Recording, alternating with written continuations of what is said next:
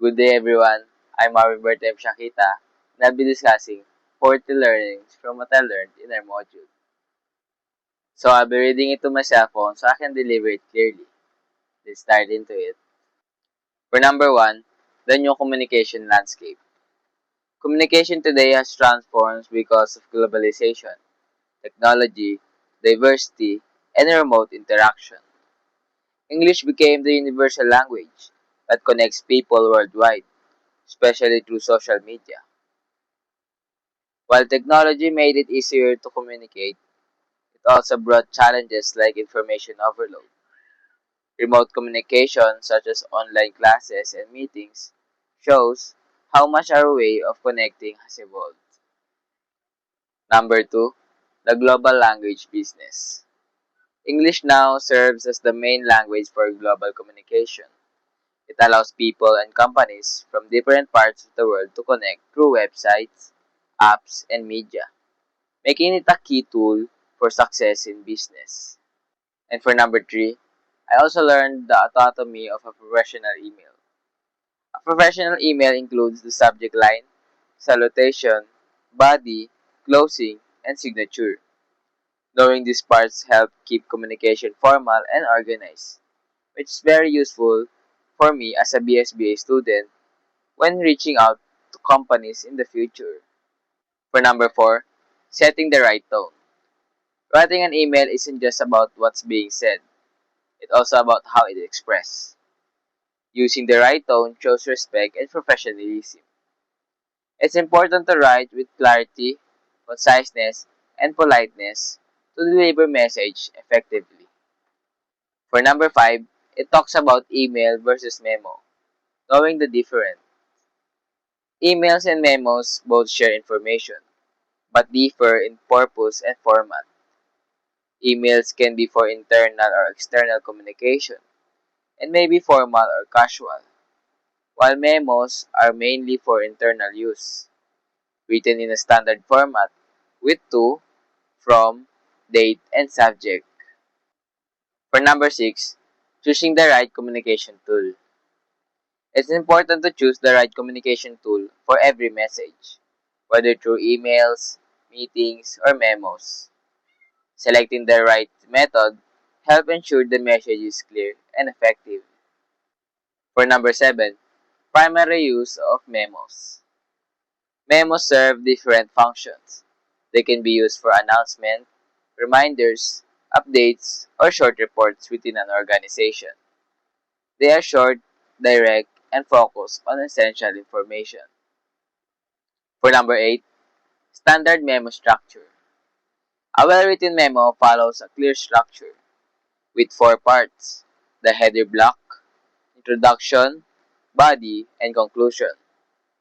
Following this format keeps communication professional and easy to follow. Number 9, deconstructing the formal business letter. A formal business letter follows a specific structure that includes the address, date, greeting, body, closing, and signature. Using this format keeps message professional and organized. Number 10, anatomy of a short report. A short report is organized through sections like the summary, introduction, body, and conclusion. Each part plays a role in making the report easy to read and understand. And for number 11, it talks about summarizing versus paraphrasing. Paraphrasing and summarizing are both important in research, as they help organize information clearly and avoid plagiarism. For number 12, it talks about paraphrasing. When paraphrasing, the main idea should be expressed in your own word to show understanding instead of copying directly. And for number 13, it's summarizing.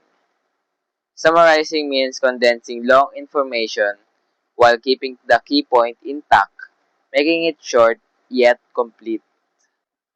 Now let's move on to number 14. It talks about the 4 pillars of business language. The 4 pillars is finance, marketing, management, and human resources are the foundation of any business. Understanding them improves how we manage and communicate in the business field. For number 15, decoding core vocabulary. Learning essential business terms helps me understand how organizations work and make decisions. These concepts are useful when managing or starting a business someday. For number 16, speaking like a pro. Business idioms. Using business idioms like think outside the box makes communication more natural and engaging while showing creativity and professionalism. For number 17, the art of jargon management. Not everyone understands business jargon, so it's important to know your audience. Using simple words keeps communication clear and effective. And number 18, it talks about the mastering the elevator pitch. An elevator pitch is a short and clear introduction that lasts about 30 to 60 seconds. It helps present who you are quickly and confidently, especially in opportunities like interviews or networking. And then number 19 is when to use. Elevator pitches are useful during networking, interviews, meetings, or product promotions. They help you share your ideas quickly and effectively. And number 20, it talks about mastering business presentation. Mastering business presentations improves how you deliver information. Good preparations boost your confidence, organization, and professionalism. Number 21, structuring for impact. A well-structured presentation with a clear introduction, body, and conclusion makes your idea easier to understand, follow, and more persuasive. Now we're at 22, mastering visuals. Visuals should be clear and simple. Avoid too much text or distracting designs because good visual makes the presentation more engaging and easy to understand. For number 23, commanding the stage. Presenting isn't just about slides, it's about how you carry yourself. Confident movements, voice control, and audience engagement make you appear confidently, professional, and credible. Next is number 24, mastering Q&A session. The Q&A technique taught me how to handle questions confidently and professionally. Applying these points helped me look composed and ready during presentation. And my 25 is anticipate. Anticipating means preparing for possible questions ahead of time. Being ready helps me stay calm, confident, and less pressured when answering. For 26, listen actively. Actively listening allows me to fully understand questions and respond appropriately. It also helps me learn more and avoid miscommunication. For 27, let's still talk about reporting. Our 27 is stay calm and focus. Staying calm even when unsure shows professionalism. Taking a short pause before answering helps me stay composed and focused. Now 28, be concise. Being concise keeps my answer clear and easy to follow. Giving short but meaningful responses prevents confusion and maintains the audience attention. And for 29, maintain positive body language.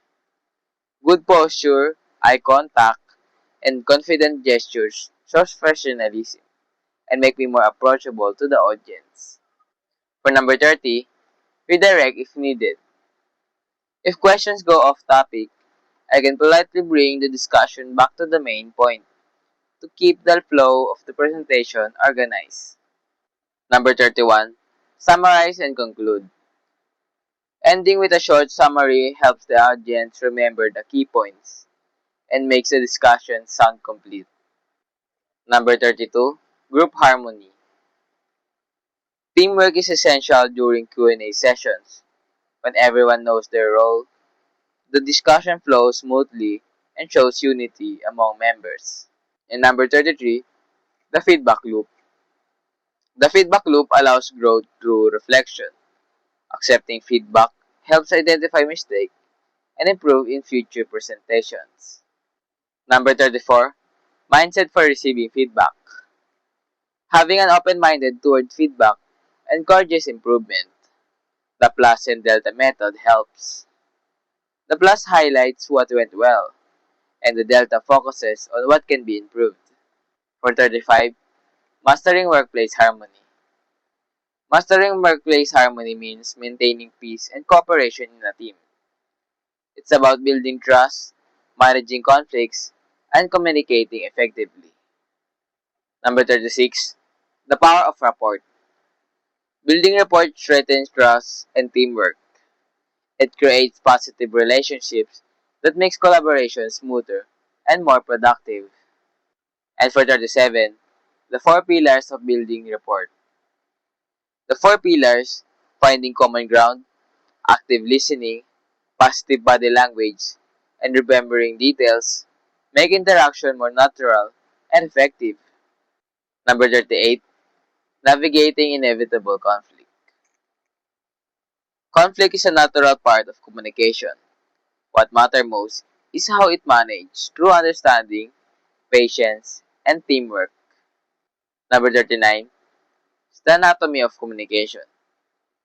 Communication involves more than words. It's about tone, gesture, and facial expressions. Also affect how messages are received. Being aware of this helps maintain professionalism. And lastly, number 40, the synergy effect. Synergy shows that teamwork and trust lead to better results. When people cooperate, success comes naturally. But without unity, progress becomes difficulty. That's all for my reflections. I learned a lot from these topics, and I hope you did too. Thanks for watching.